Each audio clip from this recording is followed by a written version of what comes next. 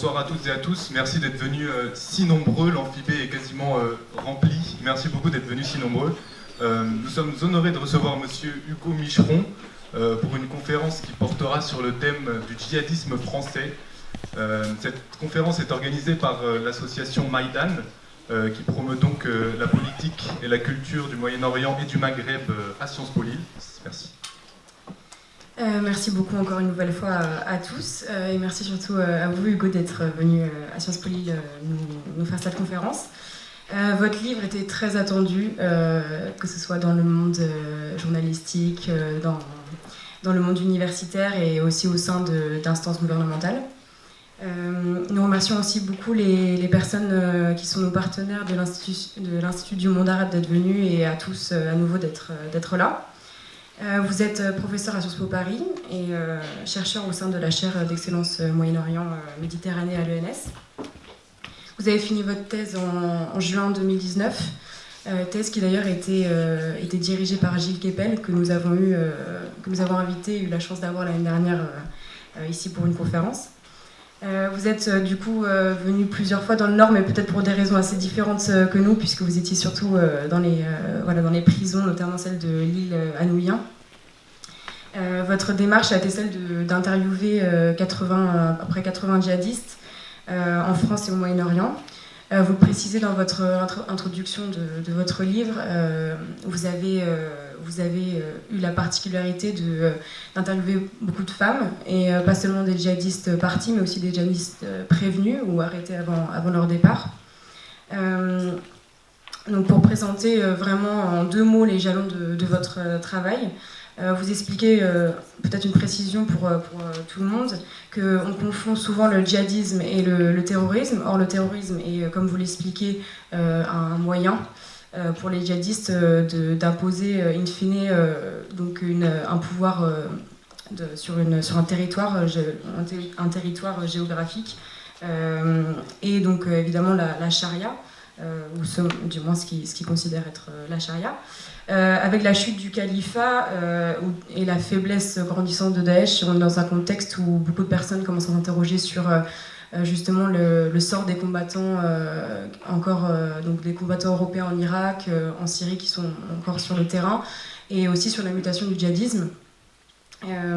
Vous argumentez que si le califat est tombé, son territoire idéologique pas du tout, et que vous partagez l'idée que finalement les Français ont voulu fermer les yeux entre guillemets sur ces problématiques, et vous traitez dans votre livre du coup la radicalisation des djihadistes français.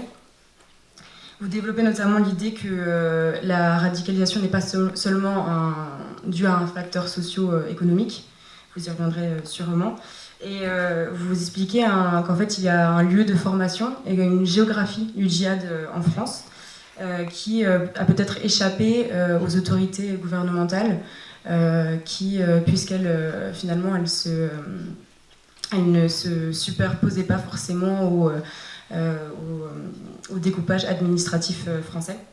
Vous revenez du coup sur les motivations des djihadistes et vous expliquez les différentes vagues selon les profils qui étaient très très liés d'ailleurs à l'évolution de la guerre en Syrie, et vous expliquez finalement que l'idéologie demeure et que grâce à vos interviews vous avez découvert la façon dont se projettent aujourd'hui les djihadistes. Avant de vous laisser la parole, du coup, je vais peut-être vous demander ce qui intéresserait peut-être les étudiants, comment vous êtes passé de Sciences Po Aix à votre statut de chercheur, et comment se sont déroulées ces années entre-temps, puisque vous êtes un jeune chercheur. Merci beaucoup Maëlys, merci beaucoup à l'association Maïdan de me recevoir, à Sciences Po Lille de me recevoir, merci à Pierre Mathieu qui est la première personne que j'ai rencontrée dans le Nord quand j'ai commencé mon terrain à Lille, Roubaix, Tourcoing et Bruxelles en 2012. Donc voilà, je suis très très heureux de venir ici puisque c'est ma première conférence publique pour la sortie du livre. Vous savez, quand l'écriture est un travail solitaire, et je crois que j'ai pas vu autant de têtes et de visages depuis à peu près 5 ans, donc merci infiniment d'être en grand nombre. Je vois qu'il y a des gens encore debout derrière, donc n'hésitez pas à faire de la place à vos camarades qui n'ont pas pu trouver de place et qui sortaient de cours tardivement, pour que tout le monde soit à l'aise, si vous êtes d'accord. Donc merci infiniment pour votre accueil, je suis très touché. Et je vais répondre de ce pas à votre question, à savoir ce qui m'a amené à réaliser ce travail de terrain. Et si je comprends bien également l'importance que vous voulez que je souligne entre le passage de la fin de mes études à la décision de faire une thèse qui m'a conduit à ce travail. Alors déjà j'étais un étudiant comme souvent, comme beaucoup dans les IEP, très curieux mais désorienté, on va dire, qui m'intéressait à beaucoup de choses, mais sans toujours savoir laquelle devait constituer une voie d'avenir. Et en fait, j'ai eu la chance en 3e année, c'est une époque désormais révolue, mais de partir en Syrie. Je suis parti à Damas, à l'époque c'était une destination où on allait très fréquemment pour apprendre l'arabe. Je voulais partir au Liban, puis on m'a dit au Liban tu vas pas bien apprendre l'arabe, tu vas pas souvent le parler, puis si vous connaissez cette région du monde c'est pas faux. Alors qu'en Syrie, j'évoluais dans un environnement totalement arabisant, donc il n'y avait pas de porte de sortie. Donc j'ai passé un an et demi en stage à la mission économique, c'était le prétexte pour y être, et puis pour découvrir le Levant. Et donc ça c'était entre 2008 et 2009.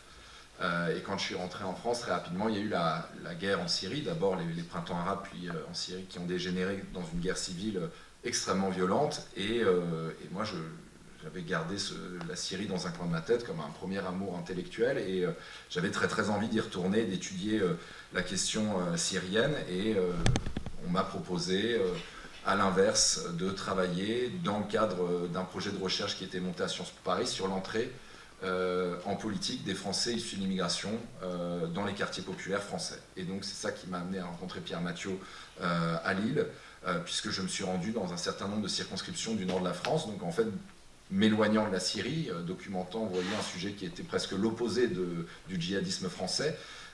Et puis c'est au cours d'un des entretiens avec un candidat aux législatives de 2012, cet entretien se tenait à Roubaix en avril 2013.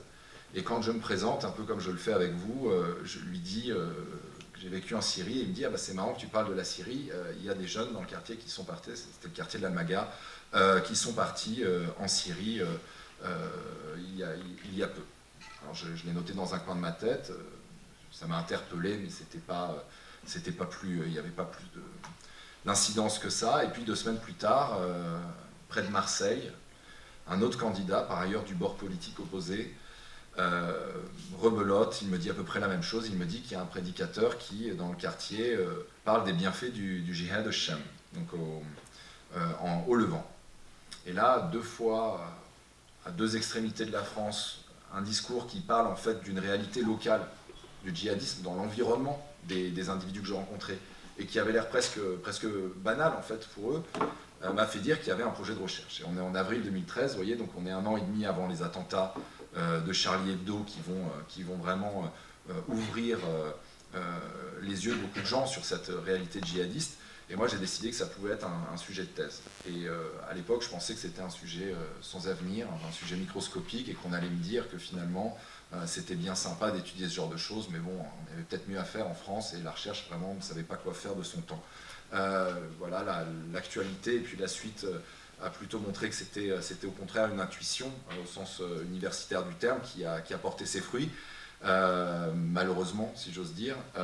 Et en fait, ce qui s'est passé, c'est que très rapidement, je me suis intéressé à ce contexte local. C'est-à-dire, je me suis intéressé au point de départ qui m'avait été indiqué par ces gens, qui était de dire, il y a des gens dans notre entourage qui sont partis en Syrie. Alors évidemment, c'est extrêmement dur de documenter, d'avoir accès à ces gens, qui plus est, qui étaient dans des stratégies clandestines, de partir en Syrie, donc de dissimuler la préparation du départ, pour éviter évidemment les enquêtes des services de police, les arrestations, etc. En revanche, par ailleurs, c'était également compliqué de se rendre en Syrie, qui était à l'époque en proie à la guerre civile la plus violente de l'époque contemporaine, donc il ne s'agissait pas non plus de se faire enlever sur place comme c'est arrivé, et puis décapité comme c'est arrivé à certains journalistes américains ou des otages français. Et donc, il fallait être réaliste. Et à mesure que mes réflexions avançaient sur la question, il y a un improbable espace tiers qui commençait à se construire entre les deux, où le terrain était possible, qui étaient les prisons. Parce qu'à mesure qu'il y avait des départs en Syrie, il y avait des menaces d'attentats qui se précisaient sur le sol national, et donc des interpellations, des arrestations. Et ces individus, une fois emprisonnés, finalement devenaient accessibles d'une certaine manière. Il fallait néanmoins mettre en place un protocole de recherche, demander des autorisations, ça a pris plus de 9 mois, parce qu'il était évident que je voulais avoir la garantie totale de pouvoir avoir accès sans contrepartie à ces détenus. Donc ça a été un processus, par ailleurs, jeune chercheur, je pense que l'administration a dû hésiter à donner accès, mais en fait, les attentats se produisant, l'effet de sidération grandissant dans la population française face à ce phénomène qui devenait de plus en plus important. Il faut se remettre dans le contexte de l'époque que vous avez toutes et tous vécu, c'est qu'aujourd'hui, quelque part, Daesh s'est effondré, comme vous l'avez mentionné, sous sa forme territoriale au Levant. À l'époque, il était à son apogée, c'est-à-dire qu'on n'avait pas d'idée de quand est-ce que tout ça se terminerait, et les attentats se multipliaient. Et donc, devant ce phénomène de sidération qui a saisi tout le monde, y compris un certain nombre de décideurs dans les administrations, j'ai fini par avoir ces autorisations que je demandais pour pouvoir conduire mon terrain. Alors, c'était un terrain exploratoire qui m'a amené en fait à d'abord rencontrer les djihadistes dans le cadre de ce que la pénitentiaire appelait à l'époque des groupes mixtes. Alors les groupes mixtes de la pénitentiaire en 2015, c'est pas la mixité à Sciences Po Lille, c'était moitié Daesh, moitié Al-Qaïda. Et c'est dans ce cadre, donc des groupes d'une douzaine de personnes, que j'y allais en toute transparence, donc en tant que doctorant qui veut conduire des entretiens, qui a vécu par ailleurs en Syrie, donc avec certains je pouvais échanger en arabe et échanger sur Raqqa où j'étais passé, des réseaux où j'avais des souvenirs d'avant la guerre, et donc ça permettait de créer du lien, mais par contre les sujets de discussion étaient très clairs. Voilà, moi je voulais discuter avec ces gens-là du djihad en Syrie, je voulais discuter de la géopolitique de la crise syrienne avec des individus qui parfois revenaient 3 semaines plus tôt revenaient d'Irak et qui 3 semaines plus tôt étaient combattants sur la ligne de front. Et du coup, de ces échanges collectifs, ça m'a permis de comprendre un certain nombre de codes sous-jacents à ces individus. Par ailleurs, on parle de détenus, donc de personnes qui sont enfermées 20 heures sur 24 dans 8 mètres carrés. En prison, tout est bon pour sortir de cellules. Donc quand on participe à des groupes, finalement, ça leur permet aussi d'oublier un peu le poids de la détention.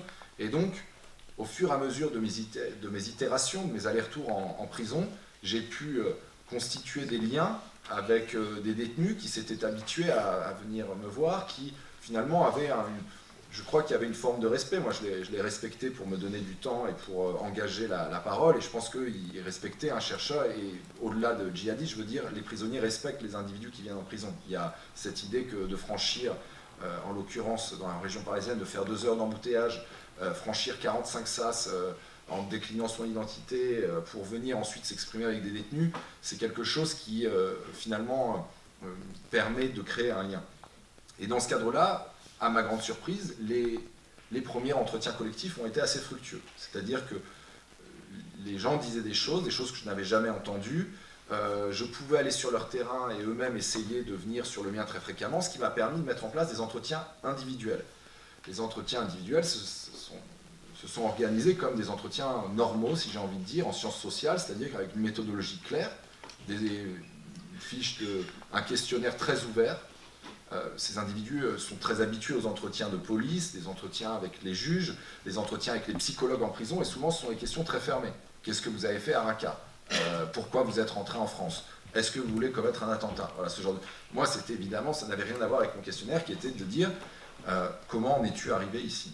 Bon, là, il ne sait pas s'il doit commencer quand il avait 2 ans et qu'il a fait ses premiers pas, ou bien s'il doit commencer il y a 3 semaines quand il était à Raqqa et qu'il se retrouve en prison, si ici c'est le fait d'être encellulé, ou ici ça veut dire être un djihadiste actif. Voilà. Il y avait tout ça et c'est cette ouverture du questionnaire, et c'est pour ça que j'insiste sur la méthodologie. Vous voyez, la recherche, il y a un terrain, mais il y a aussi une méthodologie. Et face à un terrain difficile, je dirais que ma méthodologie, ça a été un bouclier et une épée. Et une épée parce que ça m'a permis de les faire parler et d'avoir de créer de la matière à partir de leur trajectoire, de ce que vous voulez bien me dire, et puis un bouclier parce que une méthodologie, quand on est testé, évidemment quand on est en prison face à des individus qui sont privés de liberté, ils essayent tout un tas de choses, ils essayent de faire passer des choses, etc. Donc ma méthodologie m'empêchait d'aller au-delà de ce contact établi, et donc quelque part de définir un périmètre où la recherche pouvait se faire. Et donc c'est en recréant cette connaissance à partir des acteurs eux-mêmes, je crois que j'ai réussi à documenter d'abord des trajectoires individuelles.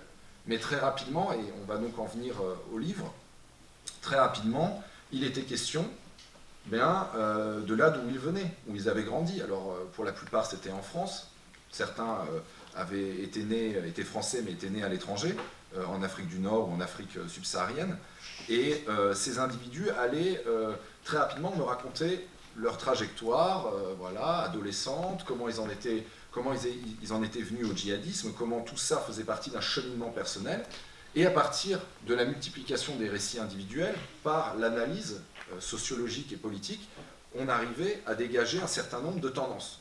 Et très rapidement, je me suis rendu compte qu'ils viennent de Roubaix, de Nice, de Toulouse ou de Molenbeek, en Belgique. S'il y a des Belges, pardonnez-moi, je sais que vous dites Molenbeek, donc pardonnez-moi d'écorcher le nom. Mais à Marseille, on dit Marseille, et je dirais pas à Marseille, je prononcerai pas Marseille comme ça. Donc, et il y avait un certain nombre d'éléments qui se croisaient.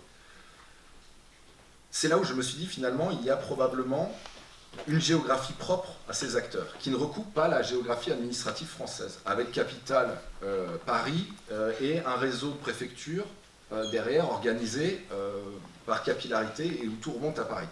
Eux me disaient que finalement, tout le monde autour d'eux était passé par Molenbeek ou par Toulouse au milieu des années 2000.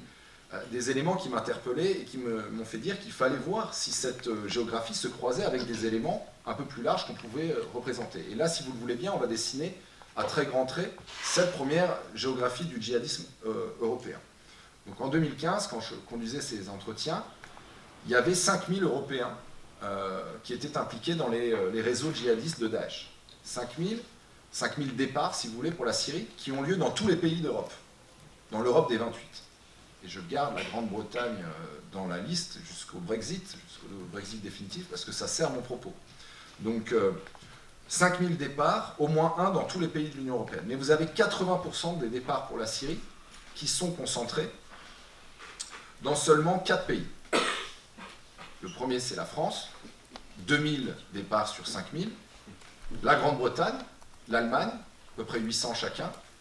Et puis la Belgique, entre 500 et 600, qui rapporté à sa population, fait que la Belgique était de loin le premier exportateur de djihadistes en Europe. Au sein de chacun de ces pays que j'ai mentionnés, on va voir le même constat, c'est-à-dire une dispersion des départs dans l'ensemble des départements français. Même la Creuse a connu un départ, donc des départs partout, mais une concentration effective dans 10 à 15 zones, qui au début ressemblaient à des départements. Et puis, quand j'ai zoomé au fur et à mesure en me rendant dans ces départements, je me suis rendu compte que c'était certaines villes. Et puis, au sein de ces certaines villes, on m'a indiqué certains quartiers où il y avait eu des dizaines de départs, alors que le quartier voisin, il y en avait 0. Et au sein de ces quartiers, quand je zoomais encore davantage, parfois ça se jouait à l'échelle d'une barre d'immeuble ou d'un pâté de maison. Et ce qui était très étonnant, c'est que les interprétations dominantes à l'époque dans le débat public, c'était de dire soit finalement le djihadisme est le fruit du salafisme, ça c'était plutôt porté par l'école justement de Gilles Kepel, et puis il y avait une réponse en face universitaire qui disait non, c'est le produit des discriminations socio-économiques que subissent disproportionnellement les musulmans, et du coup qui vont cultiver une sorte de refus ou de rejet de l'État français, et qui donc du coup se traduit par de l'engagement dans le djihadisme, parce que, et ça c'est comme ça que je le simplifie, mais c'était un peu l'idée, parce que finalement c'est un peu la came la meilleure sur le marché à l'heure actuelle, de la radicalité. Avant il y avait les cocos, et maintenant il y a les djihadistes, et finalement, ils ont un désir inhérent de radicalité, et donc ils basculent dans l'engagement djihadiste, parce que ça leur permet, ça leur donne une âme, ça leur donne une visée, etc. Mais en d'autres temps, d'autres lieux, ça aurait été une autre cause. quand j'allais dans ces quartiers, j'avais pas du tout l'impression que c'était ça. J'avais l'impression qu'il y avait des choses extrêmement locales qui permettaient d'expliquer, au contraire, pourquoi à Trappes, et c'est un exemple que j'ai mentionné dans la presse, pourquoi à Trappes, commune des Yvelines de 30 000 habitants, il y avait eu 85 départs entre 2012 et 2018, ville de banlieue parisienne certes, qui cumule les difficultés socio-économiques certes, mais pourquoi la commune voisine de Chanteloup-les-Vignes, qui cumule de la même façon les difficultés socio-économiques, qui présente, j'ai envie de dire, un panorama assez similaire en la matière, par ailleurs distante de seulement quelques kilomètres par un bras de Seine, pourquoi dans la Chanteloup-les-Vignes, il n'y en avait pas? Et on pourrait même multiplier les exemples. Comment à Lunel, dans l'Hérault, petite ville de 25 000 habitants, de la petite classe moyenne laborieuse, il y avait 25 départs en 2014, et par ailleurs 0 après, tout en 2014, alors que dans les quartiers nord de Marseille, qui cumulent toutes les difficultés socio-économiques, où la discrimination est très forte, où il y a des cités par ailleurs à majorité musulmane, il n'y avait pas de filière durable d'envoi de djihadistes. Comment on expliquait cette différence? Alors un premier élément de réponse, c'était de dire que s'il y avait une géographie, il y avait une histoire. Et donc encore une fois, j'insiste sur la contextualisation du djihadisme, la contextualisation d'un phénomène étudié. Au-delà, je veux dire, du djihadisme, ça vaut pour tous les objets de recherche. Il faut contextualiser, comprendre pourquoi ici et pas ailleurs, pourquoi à tel endroit et de telle façon. Et donc, je me suis dit que finalement, j'allais recréer des petites histoires, des micro-histoires, des contextes locaux dans lesquels il y avait eu un nombre important de départs en Syrie. Et donc, j'ai identifié 4 zones, j'aurais pu l'élargir aux 15, mais il aurait fallu être 10 ou bien faire une thèse sur 15 ans. Ce qui est l'apanage de chercher certains doctorants, mais qui moi, n'était pas ce qui m'intéressait. Donc, j'ai sélectionné la région toulousaine, la région niçoise, la région parisienne, et puis le nord de la France, auquel j'ai adjoint très rapidement la région bruxelloise, puisqu'en fait les dynamiques étaient très contiguës. Là encore une fois, les dynamiques, les frontières et les logiques administratives ne recoupaient pas du tout la dynamique militante qui me permettait d'aller dans les uns et dans les autres. Et très rapidement dans ces territoires, ce qui apparaissait, c'était que dans les micro-histoires, déjà tous les acteurs que j'interrogeais, que ce soit des militants associatifs, des élus, des imams, des personnes qui avaient grandi dans ces quartiers, des membres des familles, des individus partis, etc., tous s'accordaient plus ou moins à dire que sur les 20 dernières années, il y avait eu de grands changements dans ces quartiers, et que ces changements se comprenaient de deux façons. Généralement, la situation socio-économique ne s'était pas améliorée, donc un changement par le bas, si j'ose dire, mais aussi un changement religieux, un changement dans les habitudes de consommation religieuse, dans les préoccupations communautaires, avec tout un tas de nouvelles préoccupations, le voile intégral, le halal, toutes les questions également autour du rapport à la société, à l'augmentation de ce qui était perçu comme l'islamophobie, etc. C'est-à-dire que concrètement, il y avait des nouveaux enjeux qui avaient été identifiés par les communautés, que tout le monde évoquait, des religieux, des non-religieux, des musulmans, des non-musulmans, et que quand je cherchais à l'objectiver, c'est-à-dire quand je cherchais d'autres travails de recherche qui m'auraient permis de construire une compréhension globale du phénomène, je n'en trouvais pas. Je prends un exemple très clair qui m'est arrivé à Argenteuil, en Seine-Saint-Denis. Un des militants m'indiquait que, donc proche de la mouvance salafiste, me disait « il faut que tu saches que Argenteuil, c'est la porte d'entrée du salafisme en Île-de-France ». Je lui dis, ah bah c'est très intéressant, est-ce que tu peux développer ça? Donc il m'explique comment, à l'époque, il n'y avait pas de salafisme, et ça c'est très important, parce qu'on parle de salafisme dans le débat public, on parle de djihadisme dans le débat public, mais c'est bien arrivé à un moment donné, à un endroit, ça n'est pas tombé sur le bout du nez, il y a bien eu un phénomène, pour la première fois, on a dit, ah bah il y a du salafisme, on n'en parlait pas il y a 50 ans, on en parle en 2010, c'est bien qu'il s'est passé quelque chose. Et de ce point de vue-là, lui il disait, bah, Argenteuil, moi je peux te le dire, parce qu'on a été les premiers à faire venir donc, des prédicateurs, donc lui il me disait plutôt des prédicateurs saoudiens à l'époque, et à faire venir finalement des gens des différents quartiers environnants, qui ensuite se sont mis à reproduire des dynamiques dans les quartiers d'où ils étaient originaires. Donc ce qu'il voulait dire là encore, c'est qu'il y avait une histoire qui était identifiée en plus par les acteurs en tant que tels. Et donc ça, c'est un élément important, puisque lui me disait ça, on avait parfaitement conscience, était parfaitement à l'aise d'ailleurs avec l'idée d'en parler, et d'en parler à un chercheur. Et quand j'allais sur les bases de données universitaires et que j'essayais de taper ce qui pouvait me renvoyer aux évolutions religieuses d'Argenteuil, j'avais rien. Et par contre, j'avais 85 articles sur les discriminations à l'embauche, sur le chômage, etc. des éléments qui sont très importants. Je ne suis pas en train de vous dire que l'un doit remplacer l'autre. C'est très important, c'est la toile de fond. Mais en revanche, si on se limitait à ça, on ne comprenait pas ce qu'expliquait cet individu, cet enquêté, avec qui j'avais cet entretien passionnant. Et donc, je me suis dit que finalement, il fallait réussir à reproduire dans ces contextes locaux cette évolution.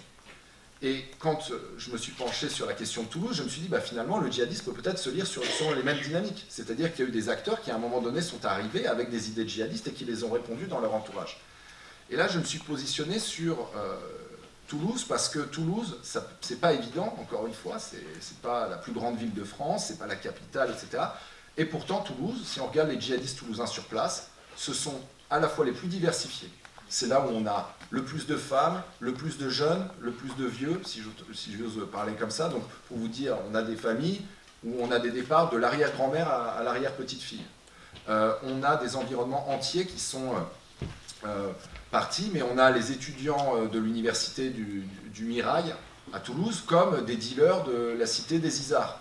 On a donc une sorte de dynamique comme ça qui est très diversifiée et qui est peut-être l'une des plus diversifiées en France. D'autre part, on avait parmi les Toulousains certains des plus grands pontes de Daesh français. Donc on avait les frères Klein, qui revendiquent les attentats du 13 novembre 2015 pour le compte de Daesh, c'est-à-dire qu'ils se voient conférer l'honneur par Daesh de revendiquer des attaques en France. On a Thomas Barnois, qui est l'un des seuls idéologues français de Daesh. On a Sabri Esside, qui est le mentor d'un certain Mohamed Merah, le tueur de Toulouse et de Montauban, qui, sur place, faisait partie des services secrets de Daesh. Bref, je pourrais multiplier les exemples comme ça. On avait un environnement djihadiste, finalement, qui avait été très structuré à Toulouse, qui était très profond, et par ailleurs, très diversifié. Donc si on considère ça comme un écosystème, quelque part, là, c'était un bel écosystème, avec des beaux spécimens à l'intérieur. Et donc, du coup, je parle volontiers en termes un peu médicaux pour vous amener à comprendre que là, je me suis dit que c'était un objet de recherche. Et donc, du coup, j'ai essayé de faire cette histoire, et en s'intéressant aux dynamiques, on se rend compte que les fameux frères Klein, que j'évoque à l'instant, étaient actifs localement depuis le début des années 2000. Que depuis le début des années 2000, ils étaient déjà avec ce projet de diffuser l'idéologie salafo-djihadiste. Et si vous le voulez bien, on va prendre cet exemple à Toulouse, en le considérant comme paradigmatique pour expliquer les dynamiques plus globales en France. Ça vous va? Ça vous va? Ok. Alors je bois un peu d'eau parce que va falloir tenir.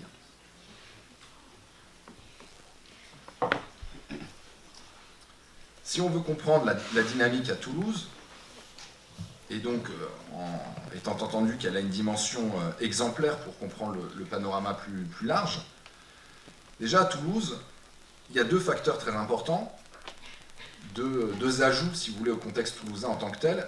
C'est la présence d'une part d'un revenant, c'est le terme consacré désormais, du djihad afghan. Donc dans les années 80, il y a un djihad, l'URSS envahit l'Afghanistan et vont se monter les premiers réseaux djihadistes. Et c'est le début de ce qu'on appelle aujourd'hui le djihadisme. Ça pourrait faire l'objet d'une autre conférence si vous le souhaitez, mais voilà. Il y a parmi eux un individu qui va s'installer dans la région toulousaine, qui est syrien d'origine, proche des milieux des frères musulmans syriens. Et si vous connaissez l'histoire des frères musulmans syriens, c'est la branche la plus radicalisée des frères musulmans qui s'est implantée en Syrie. Lui avait baigné là-dedans. Sa famille, toute sa famille était membre des frères musulmans syriens, qui avaient subi par ailleurs les bombardements du régime et les exactions du régime, pas de Bachar, mais du père de Hafez al-Assad. Et donc du coup, cet individu va trouver exil en France, il va venir avec sa femme, il est jeune à l'époque, il va étudier, il va reprendre un cursus de pharmacie, et qu'il va très rapidement abandonner, et il va s'installer avec d'autres individus qui, comme lui, étaient présents en Afghanistan, dont d'ailleurs un converti de Roubaix. Ils vont s'installer dans l'Ariège, à Artigat. Alors juste pour un petit sondage, qui sait où est Artigat? Petit sondage à main levée, ne soyez pas timide, c'est juste pour pure curiosité. Vous avez le droit, si vous avez lu la presse et que vous avez vu Artigat sur une carte, ça veut dire que vous savez où c'est. Hein. Donc vous avez le droit de lever la main. Ok, donc il va falloir faire une petite précision quand même. Artigat, c'est dans l'Ariège, c'est vraiment donc, au sud-ouest de Toulouse, tout proche des contreforts des Pyrénées, et c'est une ville de 600 âmes, c'est pour ça que vous ne connaissez pas Artigat. Il y a 600 personnes, c'est un tout petit hameau, Et donc, quand vous allez à Artigat, vous passez le bar tabac, le Petit Bonheur, vous prenez à gauche dans la route des chemins Saint-Michel, et puis vous arrivez encore plus loin dans un tout petit hameau, donc c'est vraiment la périphérie d'Artigat, il faut s'imaginer, ce qu'on appelle parfois un bled. Et là-dedans, vous avez une petite communauté qui s'est structurée donc, autour de ces retours d'Afghanistan, ces revenants d'Afghanistan, depuis les années 90.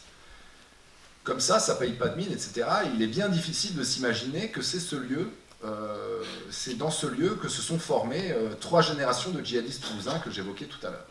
Ça, c'est le premier élément, on le met de côté, on va le comprendre. Dans les années 90, il y a juste cette petite communauté fermée qui vit recluse, qui tourne le dos à la société environnante, considérant que finalement, la France est une terre de mécréance, mais qu'eux, ils ont construit un petit arbre de paix islamiste où ils peuvent vivre selon les injonctions de la charia. Les femmes sont niqabisées, les hommes vivent selon les préceptes du salafisme, etc. En parallèle, va se produire l'arrivée d'autres acteurs qui vont être déterminants.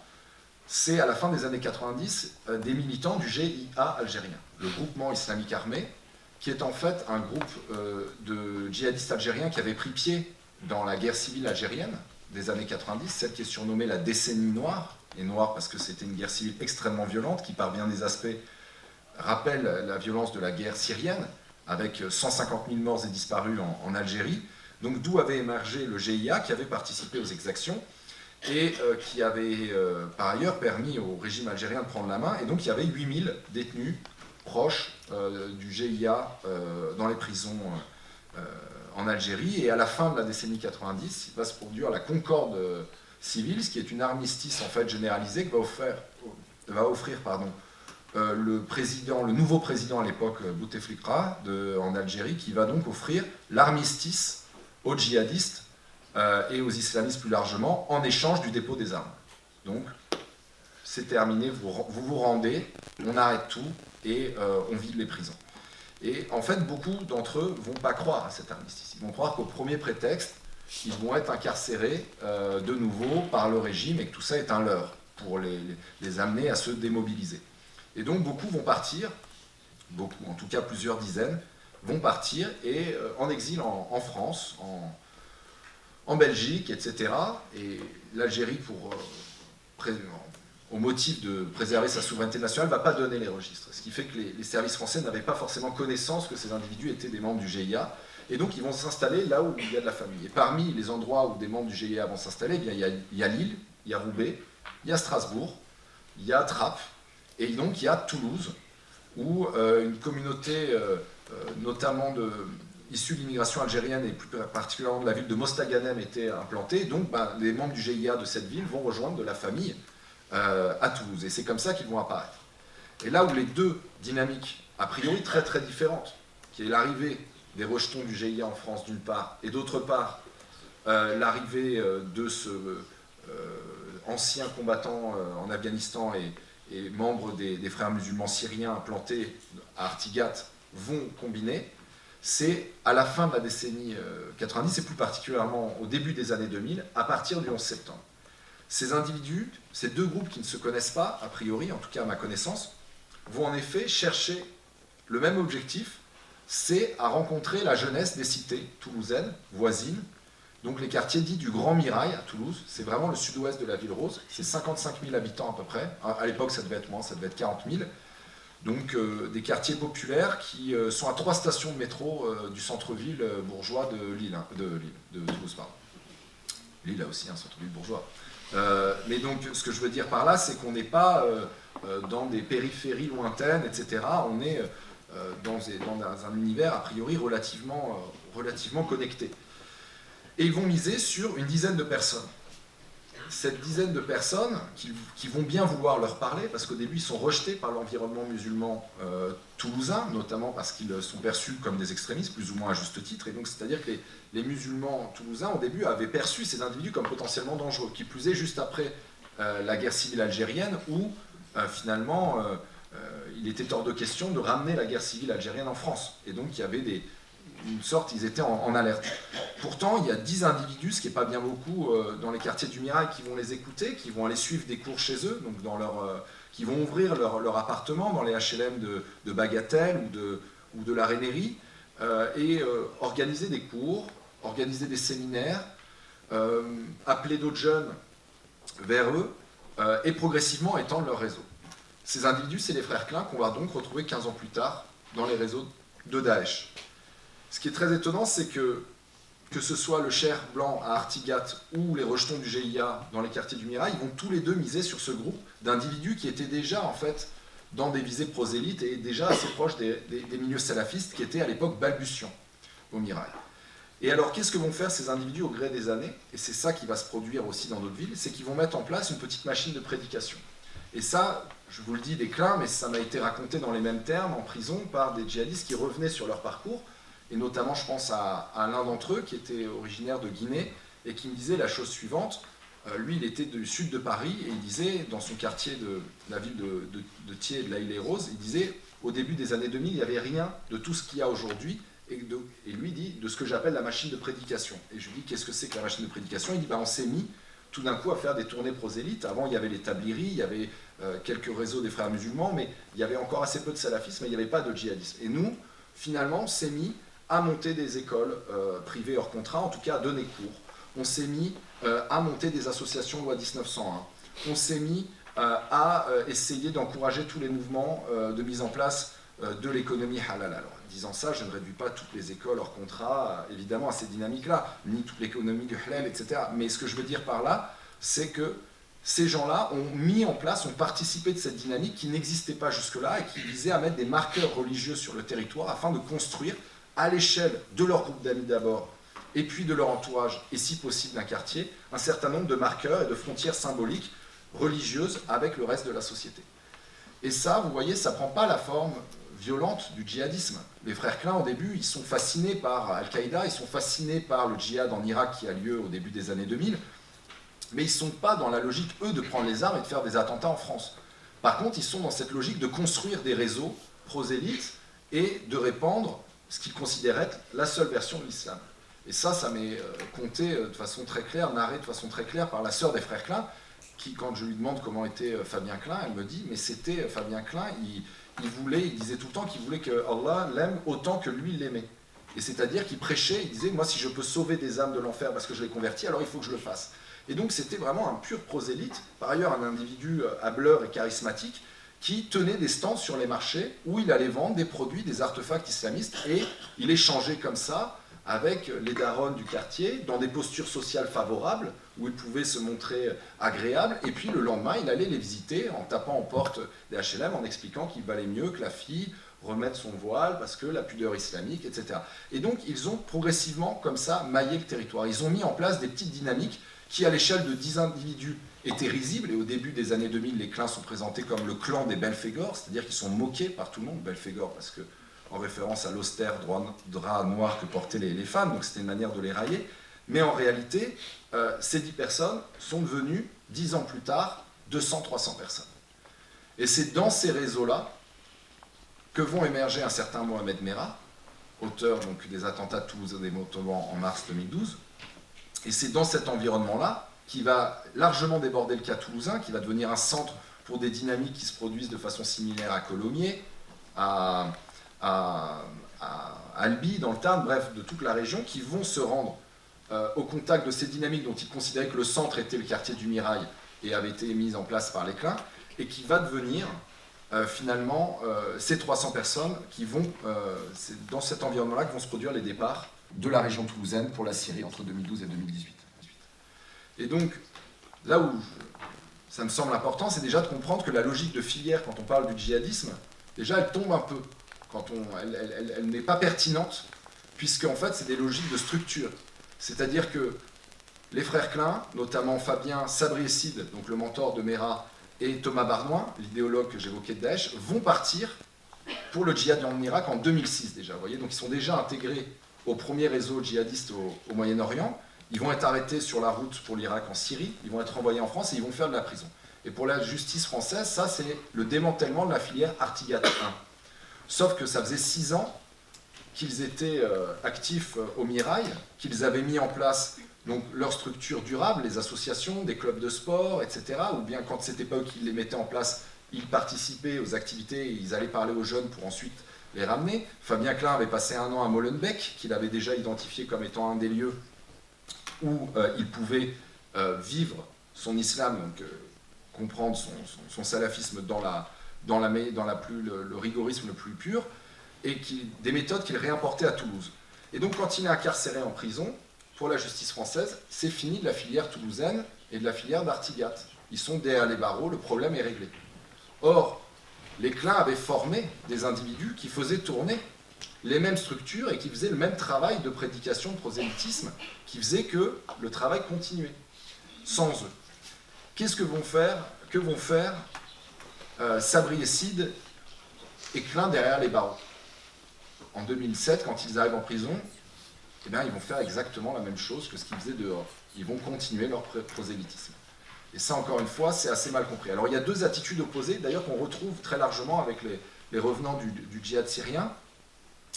La première attitude, c'est celle de Sabri et Sid, qui, lui, avait plutôt baigné dans les milieux délinquants, était présenté comme un individu pétri de violence, bien que djihadiste affirmé. Quand il est derrière les barreaux, il va provoquer les surveillants, il va les insulter, il va se faire remarquer parce qu'il va défier en permanence, dès qu'il le peut, l'autorité pénitentiaire. Et donc, il y a des dossiers sur lui dans toutes les prisons où il est passé qui racontent les incidents de Sabri et Sid.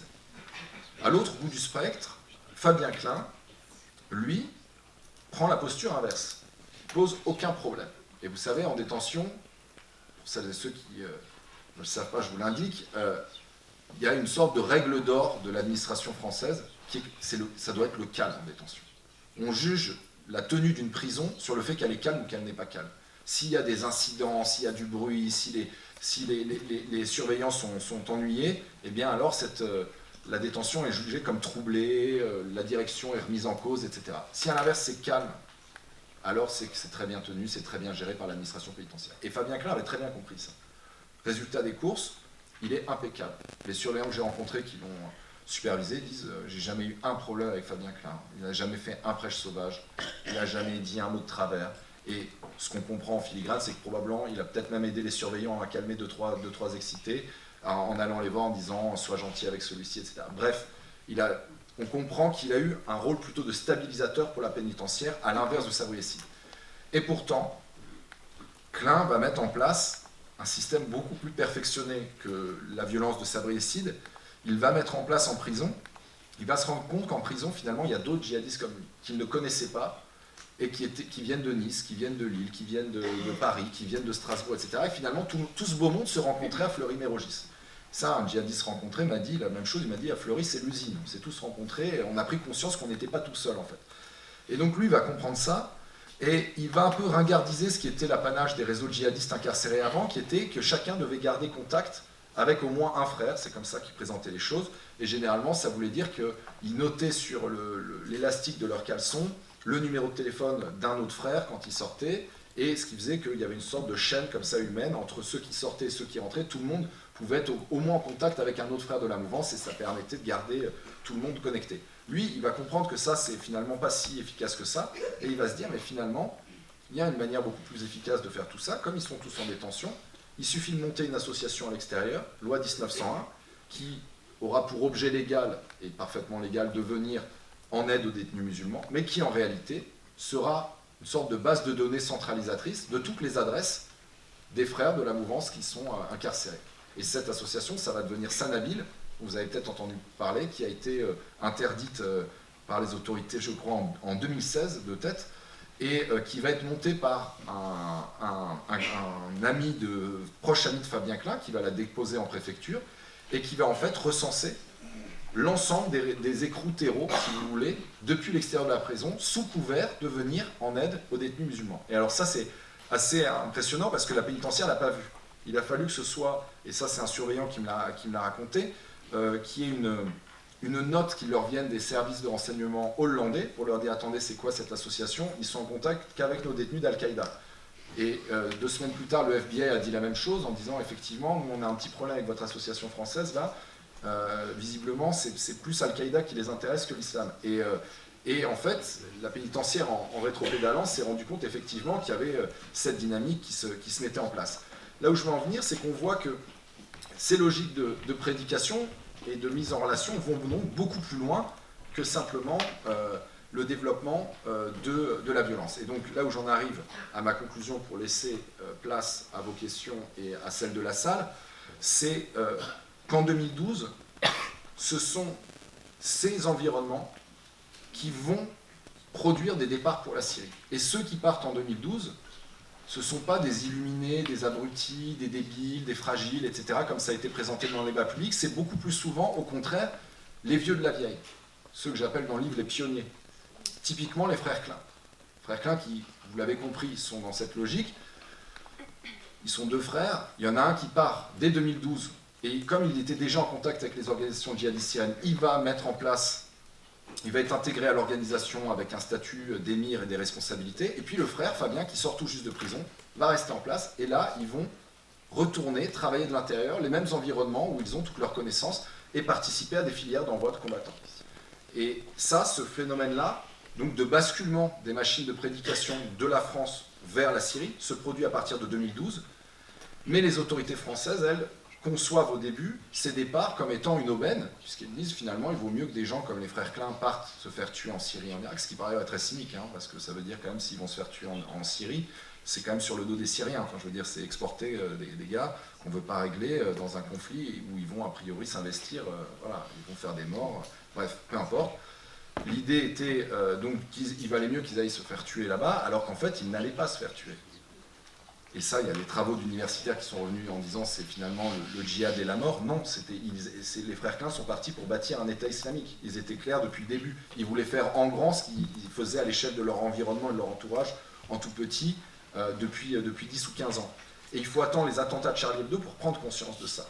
Il faut comprendre qu'à ce moment-là, c'est presque déjà trop tard parce que ces pionniers ont bâti des routes du djihad et de la hijra, c'est-à-dire de l'émigration religieuse sous Daesh, c'est comme ça que les djihadistes appelaient leur voyage sous Daesh, et ils ont établi ces routes que vont emprunter à leur suite eh bien, de plus en plus de monde, parce que plus il y a d'individus qui partaient sur place, et plus, quelque part, ils attiraient à eux d'autres, et ça, Daesh les a utilisés. Je raconte aussi dans le livre cet individu qui s'est retrouvé être sous Daesh, avec pour fonction de ramener tous ses amis, et de faire grossir la bulle. Et donc, ce n'était pas un réservoir de djihadistes français limité qui allait se vider en Syrie, mais c'était plutôt des cellules souches qui allaient se scinder et qui allaient grossir parallèlement et en Syrie et en France. Et plus le phénomène djihadiste grossissait en Syrie, plus les dynamiques d'attentats se précisaient sur l'Hexagone et plus les dynamiques de départ se renforçaient. Vous voyez, c'était parallèle et non pas scindé. Et donc c'est comme ça qu'on en arrive aux attentats qui, par ailleurs, vont avoir pour conséquence aussi de faire prendre conscience de cette réalité djihadiste et donc pousser à une réponse, notamment militaire en Syrie et en Irak, à travers la coalition, et qui va amener progressivement Daesh à perdre du terrain. Et Daesh, perdant du terrain, va s'asphyxier progressivement, et donc ça va se traduire par les retours, ce qu'on appelle désormais les revenants, de ces djihadistes, de la Syrie vers la France, et la France ayant pris conscience du risque sécuritaire, ces gens-là sont incarcérés, et c'est comme ça que désormais les prisons, avec 500 djihadistes derrière les barreaux, est devenue une sorte de premier réservoir humain de la mouvance. Et donc c'est pour ça que ces trois territoires que sont les quartiers, la Syrie, et les prisons, même si on pourrait dire aujourd'hui qu'il y a plusieurs Syries, doivent se lire comme un continuum. Et le diagnostic global du djihadisme ne pouvait être posé que, un, en remontant très loin en arrière, deux, en comprenant les dynamiques à la fois idéologiques, territoriales, politiques et évidemment socio-économiques qui se sont produites, mais de comprendre ce lien entre les trois territoires. Et vous pouvez le prendre dans n'importe quel sens, que ce soit les prisons, la Syrie, les quartiers, vous inversez, etc. Vous allez toujours retrouver des éléments qui permettent de prendre conscience du tout. Et voilà pourquoi j'ai autant insisté sur la dimension territoriale. Ce que je vais faire, c'est que je vais m'arrêter à ce stade-là ici, prendre vos questions, ainsi que celles de la salle, et j'imagine qu'on reviendra peut-être sur la prison que j'ai très peu abordée, et sur la question de l'après-Daesh, qui évidemment est la question actuelle. D'ores et déjà, merci pour votre écoute et ce silence que je ne qualifie pas de religieux. Merci beaucoup. Les entretiens que vous faisiez en prison, vous expliquez dans votre livre que donc, vous demandiez l'accord évidemment au juge, pour les personnes, aux personnes directement en prison, qui devaient répondre positivement et qui n'étaient pas du tout forcées de répondre aux propos. et vous expliquez qu'il n'était ni menotté, et qu'il n'y avait pas de surveillant, en gros. Et justement, c'est assez fascinant dans votre livre parce que vous expliquez que vous deviez garder cette position assez forte pour ne pas être impressionné par les personnes que vous interrogiez, et en même temps, vous deviez instaurer une espèce de confiance, évidemment, pour qu'ils répondent à vos questions. Comment est-ce que vous avez appréhendé cela, et quel type de lien vous avez créé avec eux? Oui, en fait, vraiment la méthodologie était assez simple, c'était le volontariat. Ils voulaient parler, on pouvait monter en entretien, ils ne voulaient pas parler, il n'y avait pas de problème.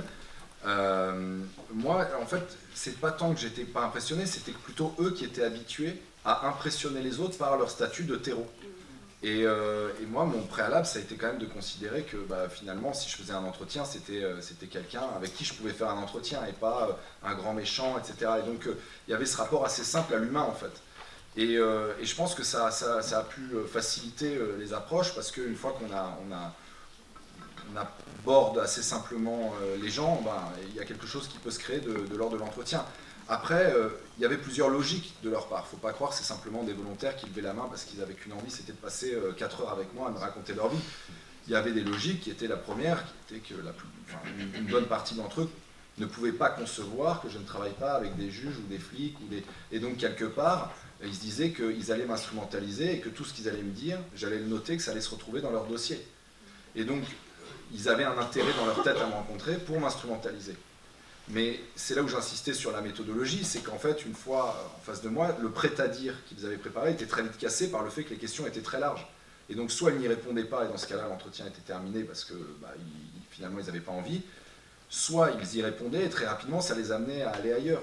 Et moi, je ne cherchais pas à avoir la vérité.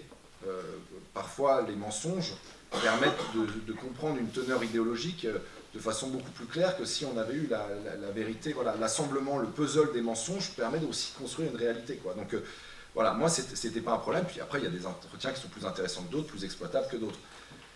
Il y avait une autre partie d'entre eux qui était plutôt attirée par l'idée de rencontrer le chercheur qui travaillait sur eux. Voilà, et donc qui se mettait presque sur un pied d'égalité en disant tu recherches sur moi, mais tu fais de la recherche sur moi, mais moi je fais de la recherche sur toi. Et bon, ça c'était souvent des discussions assez intéressantes, et c'était, j'ai envie de dire, des individus qui étaient assez articulés intellectuellement. Et puis après, il y avait, et ça c'est un facteur non négligeable, ceux qui étaient attirés par l'ego, en fait.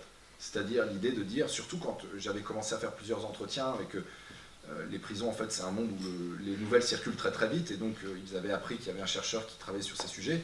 Et pour des individus qui étaient placés haut dans la mouvance djihadiste, c'était insupportable que j'ai interrogé les sous-fifres et que je ne me sois pas intéressé à eux, alors qu'eux, ils avaient plein de choses à raconter, et qu'ils avaient été bien plus loin, et qu'ils étaient meilleurs, etc. Et cet ego, ça marchait aussi avec la couverture médiatique dont ils souffraient, d'être présentés comme des individus qui n'avaient pas de convictions, alors que pour eux, justement, ces convictions, c'était ce qui les animait. Et du coup, en s'intéressant à ça, le mouvement a pris, et puis après... c'est une recherche qui a un début, qui a une fin. J'aurais pu en faire plus, j'aurais pu en faire moins, mais voilà, c'était plus abordable qu'il ne le paraissait. Je ne suis pas sûr que ce terrain serait forcément faisable aujourd'hui, pour la simple et bonne raison que les mesures sécuritaires ont été considérablement renforcées en prison autour de ce public-là. Donc pas sûr que ce serait possible d'avoir accès dans les mêmes conditions à ces individus. C'est vrai que je ne sais pas si c'était de l'inconscience ou alors une très grande bienveillance, mais j'ai jamais eu... j'ai jamais eu, la pénitentiaire m'a jamais demandé quoi que ce soit, et j'ai jamais eu de problème avec ça. Donc voilà, ça c'est une partie effectivement de la méthodologie et qui me semble avoir été une étape fondamentale dans la mise en place du travail. Je vais juste vous demander également, vous êtes un assez jeune chercheur, et on voit que quand même votre travail a déjà eu un grand retentissement.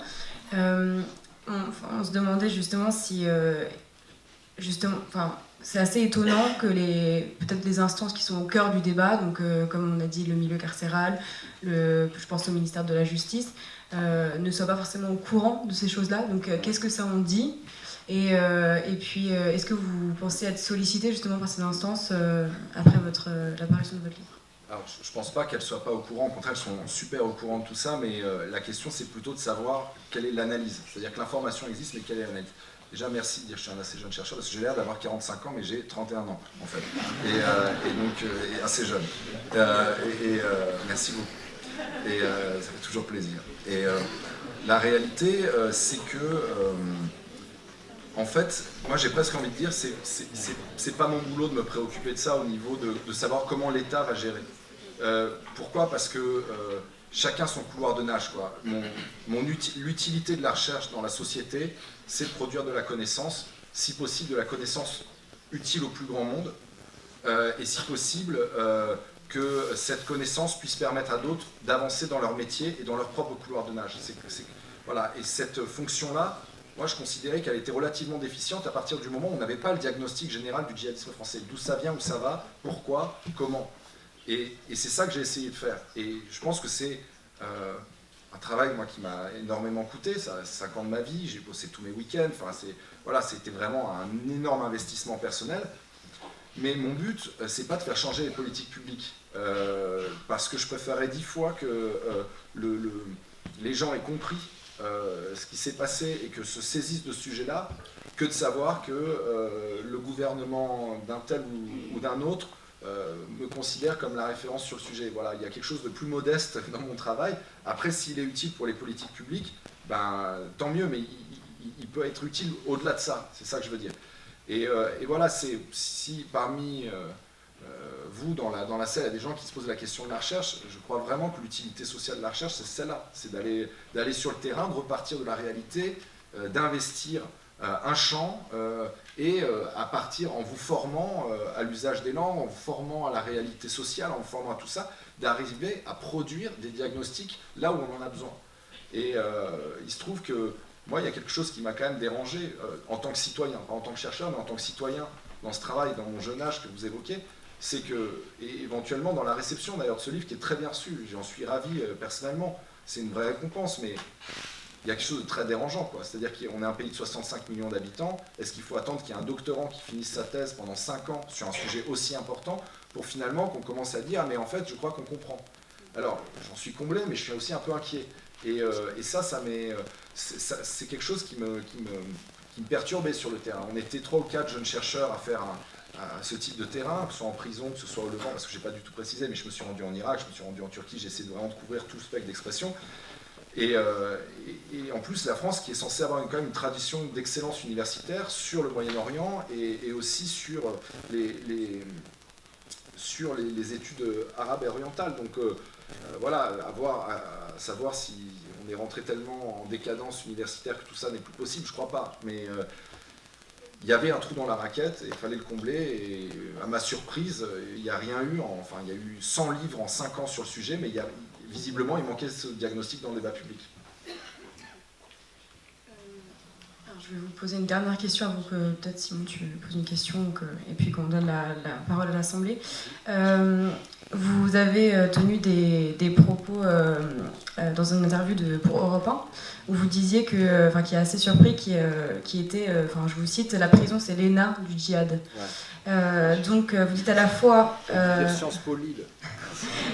Vous dites à la fois que ça a été une erreur stratégique de la part des autorités françaises de laisser partir les djihadistes considérés comme dangereux, qui ont au final apporté beaucoup de connaissances et qui ont créé beaucoup plus de retours et beaucoup plus d'actions terroristes en Europe. Mais en même temps, vous dites qu'aussi en prison, c'est aussi la création, c'est un endroit de création de djihadistes. Donc au niveau de... si on parle d'une approche de déradicalisation, pour vous, quelle serait une piste de solution ? Oui, alors, cette phrase qui est reprise à droite à gauche, en fait, j'imaginais pas que, évidemment, c'est toujours ça, on m'avait dit, mais bon, c'est cette phrase qui est en train de se figer sur mon analyse de la prison. Il y a 100 pages. Alors, je sais qu'à l'heure des tweets, dire 100 pages, ça fait peur à tout le monde, mais en fait, 100 pages, c'est cool. Ça veut dire qu'on va dans le fond des choses. Et je crois que je vais assez loin. En l'occurrence, sur donc l'ENA du djihad, c'est un sous-chapitre. C'est simplement pour dire que les djihadistes dans les unités dédiées ont utilisé leur temps pour se réendoctriner, pour apprendre, pour lire et pour se remettre en mouvement. Ça ne veut pas dire que le système pénitentiaire est défaillant au point de ne produire que des djihadistes. Ça serait vraiment ultra grossier de dire ça. Et ça ne serait pas faire hommage par ailleurs au travail de la pénitentiaire depuis 5 ans sur la question, qui est quand même très sérieux. Et ça me permet d'ailleurs de faire le lien avec la précédente question. Le savoir existe en France, il n'y a pas que l'université. Mais ce qui s'est passé, c'est que sur les dernières années, la pensée a été en silo. C'est-à-dire que l'administration pénitentiaire avait un bout, la recherche avait un bout, le ministère des Affaires étrangères avait un bout, et l'appareil d'État, finalement, n'arrivait pas à sortir de cette logique de silo qui aurait permis de connecter les informations entre elles. Bref, donc sur la prison, il y a un point qui me semble beaucoup plus important, qui est que j'explique que la prison n'est pas coupée du reste de la société. Et trop souvent dans le débat public, et je suis sûr qu'ici, si on faisait un petit sondage, on aurait la chose suivante: pour vous, la prison, est-ce que c'est au cœur de la société ou est-ce que c'est à la marge de la société? Tout le monde lèverait la main pour dire c'est à la marge, c'est coupé du reste. Ce que j'explique, c'est qu'au contraire, la prison est un espace qui est ouvert ou semi-ouvert, dans lequel les dynamiques qui ont cours dans la société se prolongent et se reformulent dans un contexte carcéral. Et pour ça, ça paraît bête, mais il faut déjà casser beaucoup de théories qui ont lieu dans le débat public et universitaire sur la prison, et notamment des théories qui ont vraiment connu un héritage énorme, qui sont celles du philosophe Michel Foucault.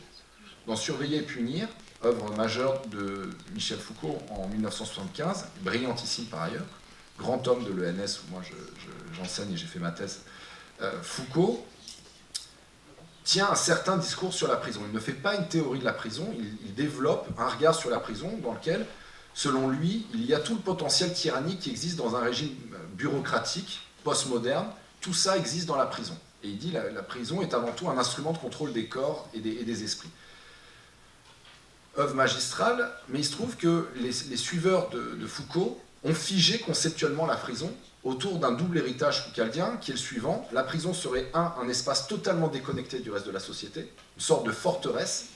Et deuxième héritage, au sein de cette forteresse, les relations seraient totalement asymétriques entre des surveillants dépositaires d'un pouvoir absolu sur des détenus réduits à des numéros. Et ça, c'est devenu une sorte de conception assez répandue dans la recherche sur les prisons, qui a amené en fait à couper la prison du reste de la société. On travaille, on est spécialiste des prisons, c'est-à-dire qu'on voilà. Et par ailleurs, la prison, eh bien, fabrique de la violence, est un instrument totalitaire en charge de l'État, qui fait que ça détruit l'individu, etc. La réalité, pour celles et ceux qui se sont rendus en prison, c'est très frappant. Déjà, la prison est un endroit mobile. Il y a des mouvements, contrairement à ce qu'on croit.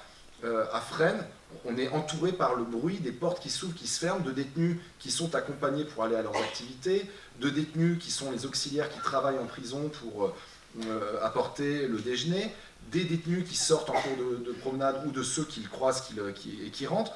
Bref, il y a du mouvement. Deuxième élément, il y a des ordres carcéraux, c'est-à-dire des ordres sociaux propres à chaque prison et qui dépendent de la population qui est détenue. Si vous avez que des Corses dans une prison, ça ne va pas être la même chose que dans une prison où vous avez que des militants d'extrême gauche. Et ça vaut de la même façon pour les groupes islamistes. Il y a depuis une quinzaine d'années, comme ça se produit par ailleurs dans d'autres endroits dans la société française, une augmentation du salafisme en prison. Et si vous rajoutez 500 djihadistes au milieu de tout ça, dans les prisons les plus concernées, c'est-à-dire celles d'Île-de-France, vous allez avoir des changements énormes et des bouleversements au sein de ces espaces carcéraux qui vont échapper très largement aux seules dynamiques de la pénitentiaire.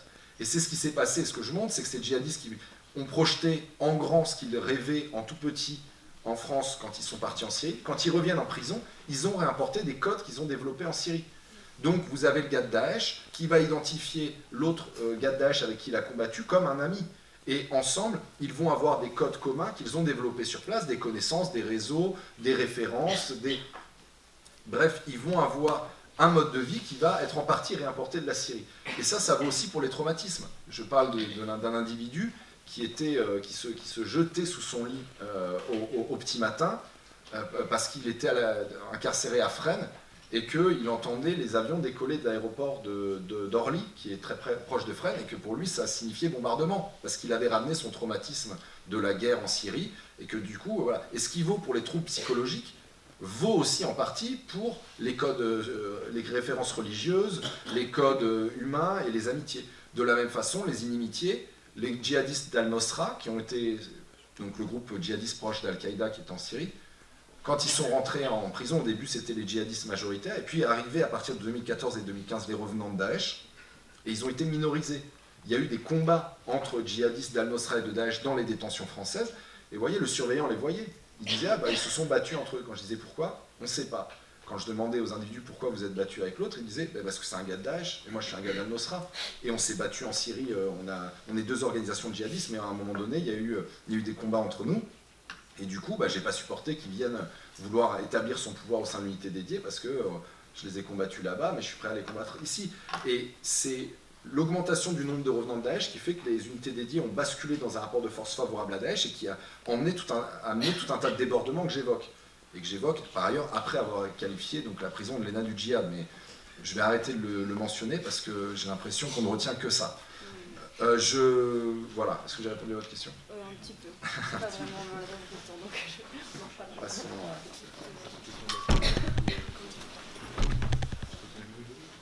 parce que je fais des réponses très longues.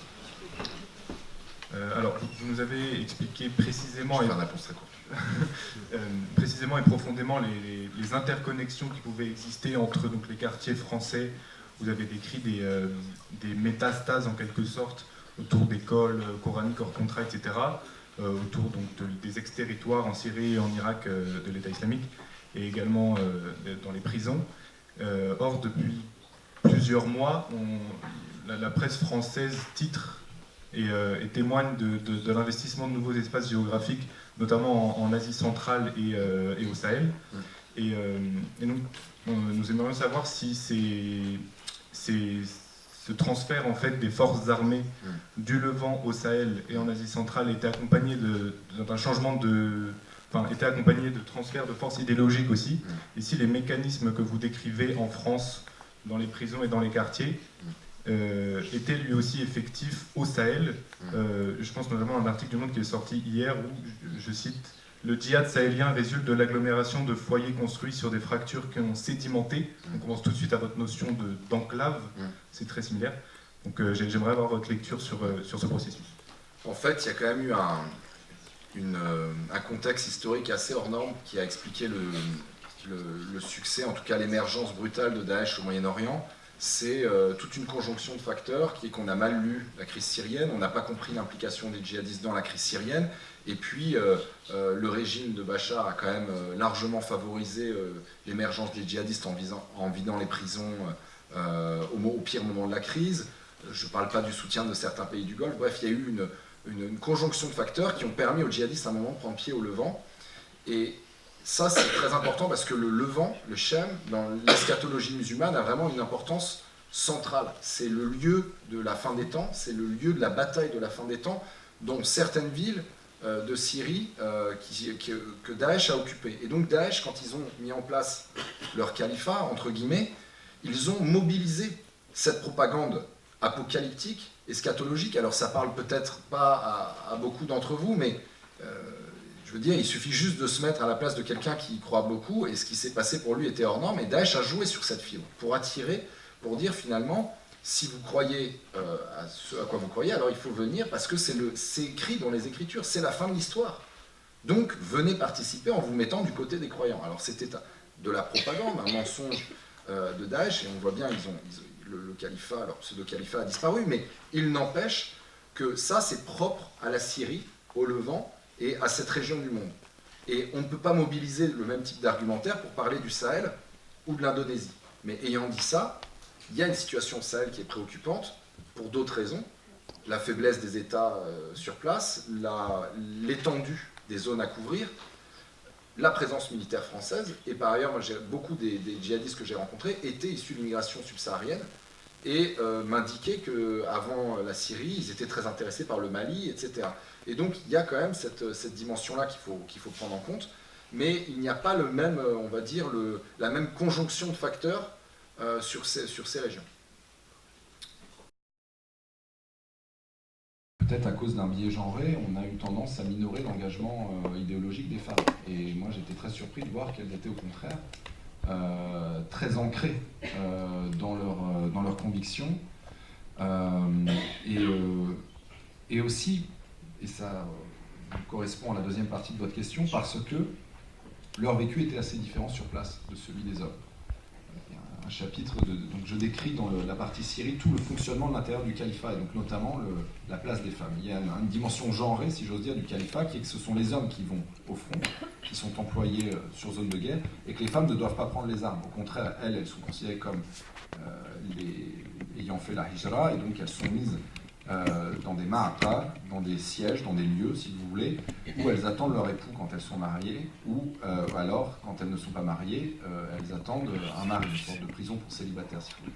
Et donc sur place, c'est pas vraiment mythique, donc sur place, elles vont vivre, finalement, en n'étant pas exposées au front, vivant à l'arrière, dans des zones dites familiales, en tout cas c'est comme ça que les revenants les présentaient. Elles vont vivre en fait dans une espèce de bulle cognitive, parce que elles sont entre elles, les Françaises sont regroupées avec les Françaises et les Belges, les Anglaises avec les Australiennes, etc. Bref, ils ne sont pas du tout mêlés à la population syrienne. Ils vivent sur le dos d'ailleurs de cette population qui la plupart du temps vit leur présence comme une colonisation, donc elles vivent à l'écart de tout, à l'écart des bombardements et donc de l'atrocité du front, auxquels sont surexposés les hommes.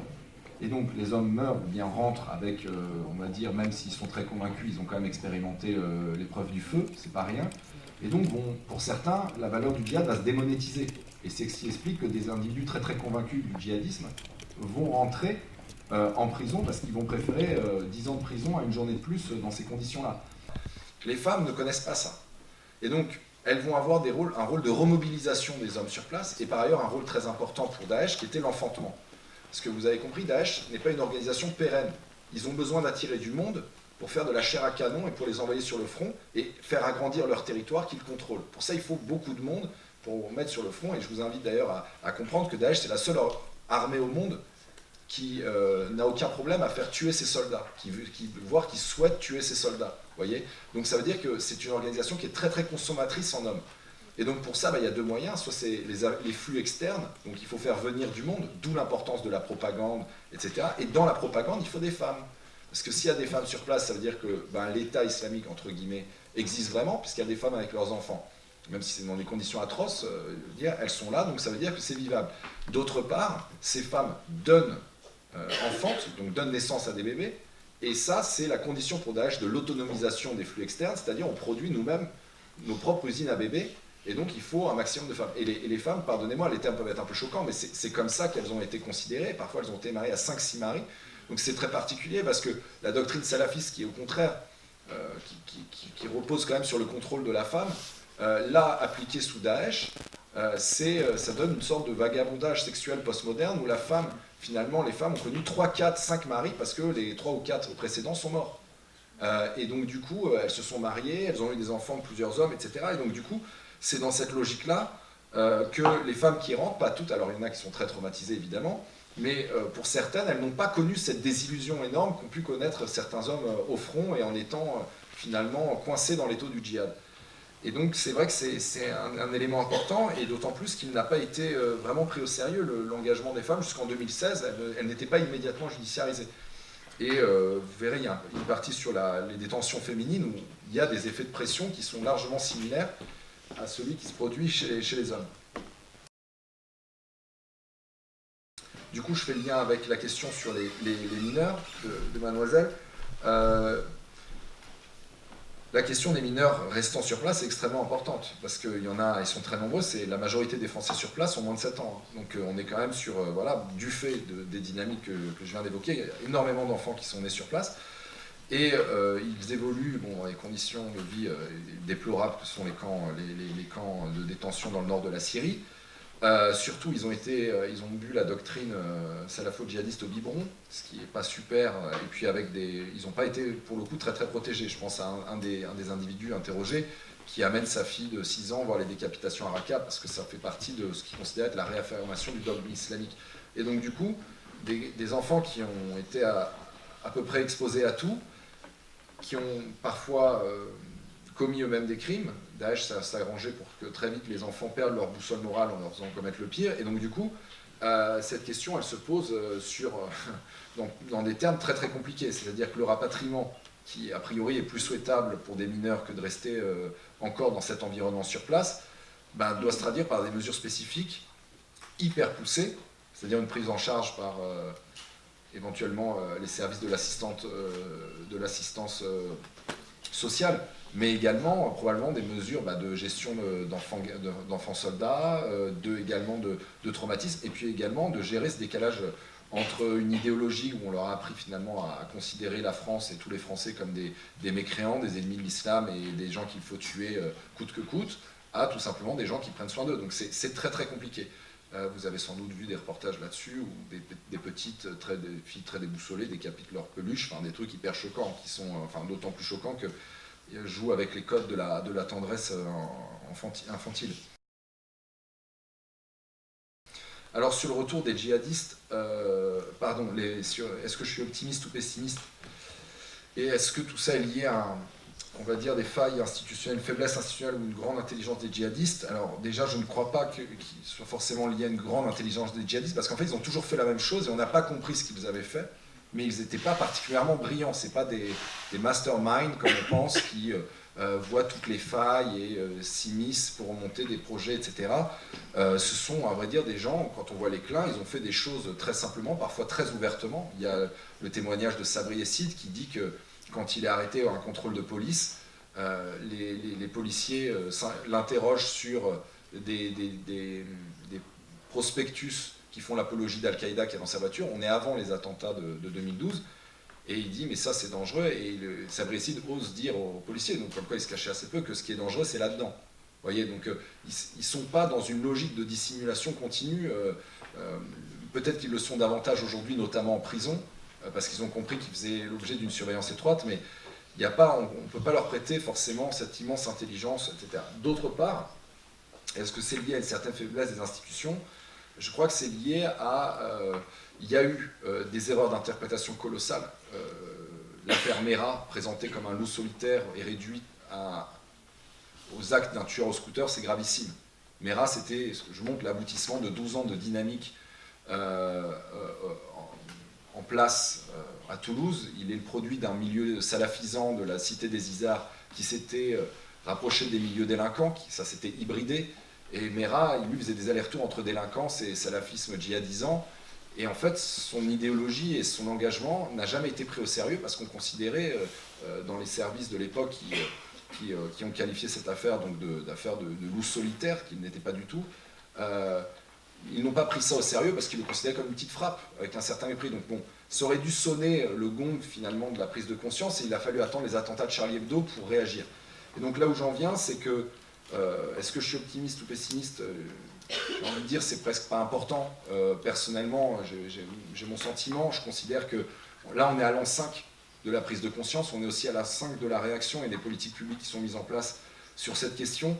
Et je pense que la démocratie française, qui est en jeu, parce que le défi que pose le salafisme et le djihadisme, c'est un défi quand même pour la démocratie française dans ses principes, le vivre ensemble, un certain nombre de valeurs républicaines.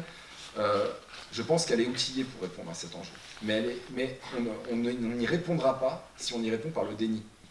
Et on n'y répondra pas si on y répond par l'hystérisation.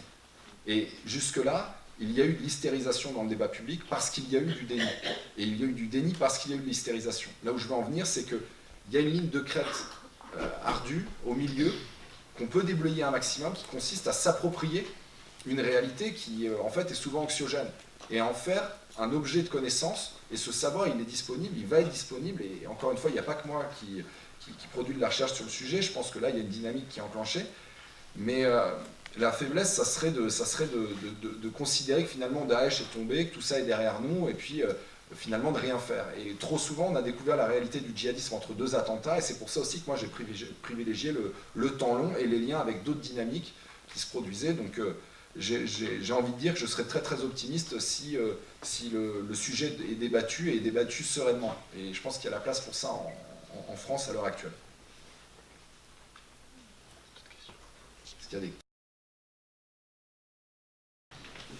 Ok, alors sur le traitement des djihadistes, moi je suis assez opposé aux approches en termes de radicalisation. Je trouve qu'elles ont été construites dans une pure logique administrative et assez déconnectées de la réalité, avec cette idée souvent que les djihadistes étaient des personnes enfiévrées à qui on avait lavé le cerveau, et finalement avec cette idée de déradicaliser, qu'on pourrait laver le cerveau à l'envers et faire rentrer ces gens-là dans la société.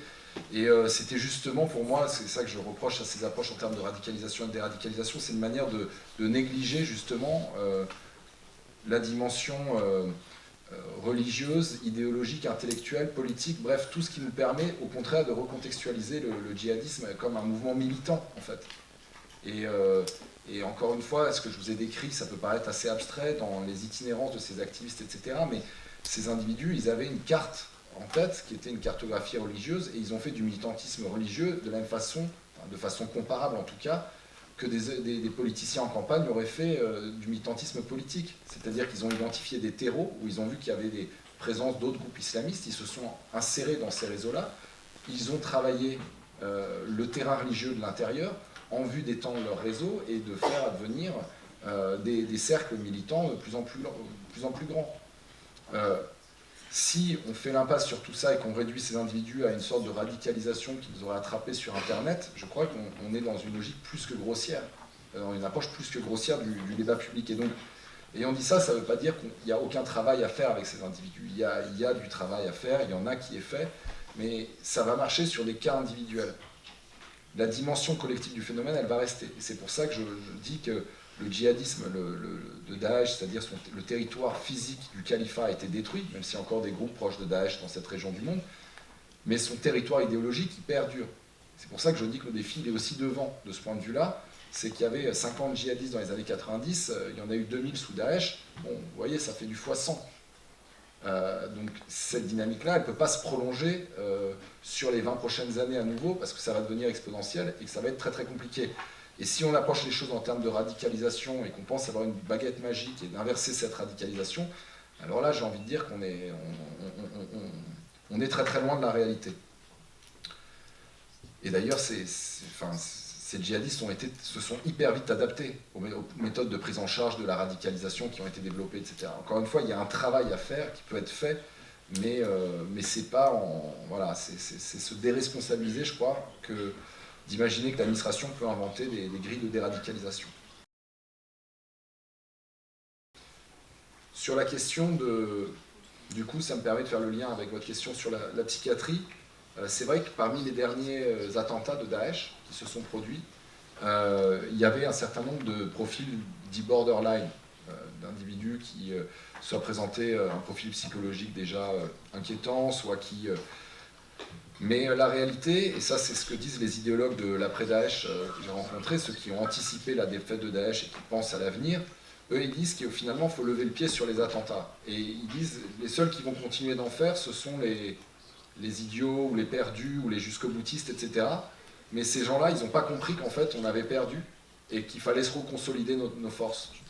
Et donc eux, ils misent plutôt sur le long terme, sur justement le retour au statu quo ante, c'est-à-dire renforcer les dynamiques de salafisation dans un certain nombre de quartiers, monter des écoles de façon à endoctriner directement les enfants, bref, des méthodes qu'on a pu observer sur le terrain syrien, mais de façon discrète, de les implanter en France ou de les renforcer. Et donc, les cas psychologiques existent, mais encore une fois, ils définissent qu'une partie du djihadisme et souvent une partie infime.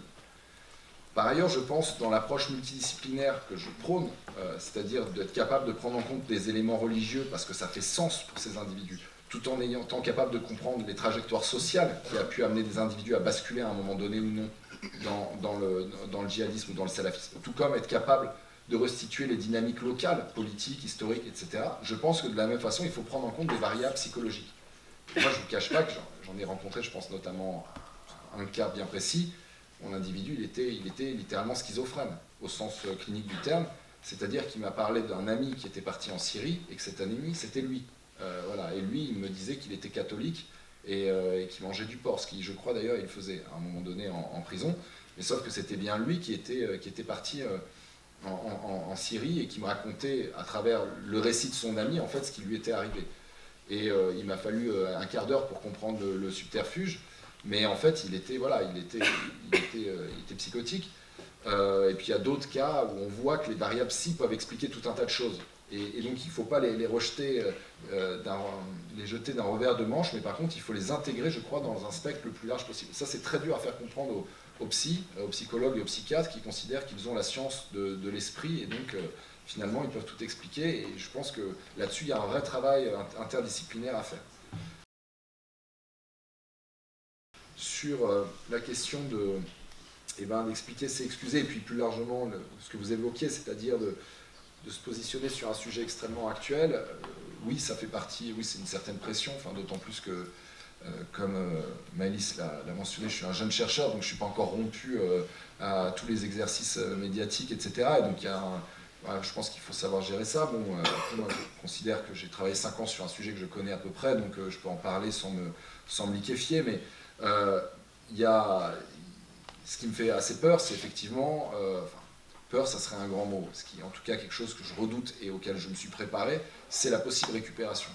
Et là-dessus, je crois que je serai très clair si je sens que le débat public s'emballe sur la question. Et ma manière de prévenir cette situation, c'est en essayant de rester assez neutre et assez factuel et de présenter le diagnostic de façon dépassionnée. Et je crois qu'on en avait besoin. Je ne sais pas si j'y arrive complètement. En tout cas, j'essaye vraiment de dire que ce projet de recherche, maintenant qu'il est terminé, il est accessible à tout le monde et tout le monde peut se l'approprier. Et il n'y a pas besoin d'être un grand connaisseur de ces dynamiques pour en fait réussir à comprendre un phénomène de société qui par ailleurs d'ailleurs, est assez bien compris. Je me suis rendu compte qu'il était de façon assez spontanée, bien compris dans la société française. Là où il y a vraiment des débats, c'est tout en haut et dans l'université où il y a énormément de débats sur l'interprétation du phénomène, mais globalement, spontanément, les gens ont à peu près compris que Daesh c'est terminé, mais c'est pas totalement terminé, que ça vient pas de nulle part, qu'il faut réussir à construire des dynamiques entre la France et l'espace euro-méditerranéen, et pas juste considérer que la France républicaine, laïque, etc., a produit tous ces individus, mais que si ça se passe en Belgique, en Angleterre, en Allemagne, que ça se produit dans les années 80 en Afghanistan, c'est qu'il y a une dimension aussi universelle du phénomène. Bref, l'ensemble de ces éléments. Sur l'avenir, monsieur, de Daesh, je parle de tout le projet post-Daesh, c'est la dernière partie du livre, alors plutôt pour la France et l'Europe, du coup. J'ai compris que vous évoquiez d'autres cas de figure, qui était aussi la question de mon voisin de droite tout à l'heure, sur le Sahel. Daesh, globalement, en tant qu'organisation, a perdu, même s'il en reste plein de fragments et qui vont chercher à se reconstituer à la prochaine crise géopolitique. Il ne faut pas oublier que le calife autoproclamé a terminé dans un tunnel et que son surnom c'était Khalifa al-Mutasardab, c'est-à-dire littéralement le calife qui est caché dans un tunnel. Il rajoutait al-Kartouni, vous voyez, donc c'est pas très glorieux. Ce que je veux dire par là, c'est que quelqu'un qui prétendait avoir ressuscité l'islam du temps du prophète, finalement, a eu un destin qui était quand même très très éloigné des temps glorieux de l'islam. Et donc de ce point de vue-là, le nouveau calife est inconnu. Lui, son surnom c'est Al-Majhoul, c'est-à-dire celui qu'on ignore, qui est ignoré. Et donc, Daesh a quand même pris du plomb dans l'aile. Mais maintenant, le djihadisme ne se limite pas à Daesh. Daesh en a été une émanation, tout comme Al-Qaïda en a été une. Et de ce point de vue-là, les Français ont une grande plasticité idéologique. Ils sont capables de dire que finalement Daesh a perdu, mais que le projet du califat était bien, et que ça s'est tenu à peu de choses pour qu'ils réussissent à aller un peu plus loin, et que finalement les attentats les avaient rendus trop visibles, donc il faut penser sur plus long terme, etc. Est-ce qu'ils y arriveront? Ça, je n'en sais rien. C'est en partie leur fantasme. Je ne suis pas sûr qu'ils en aient forcément la capacité, mais par contre, c'est ce qu'ils projettent. Et donc, il faut prendre ça en compte, parce que trop souvent, et c'est quelque chose que j'ai dit pour le coup dans les médias, trop souvent, on a subi une sorte d'asymétrie, qui était que les djihadistes français, notamment, nous connaissaient beaucoup mieux que nous les connaissions. Et pour cause, c'était des Français passés par l'école de la République et socialisés en France. Donc ils avaient tous les codes de la société. Et de ce point de vue-là, il y en a un qui m'a beaucoup éclairé, qui était un Toulousain.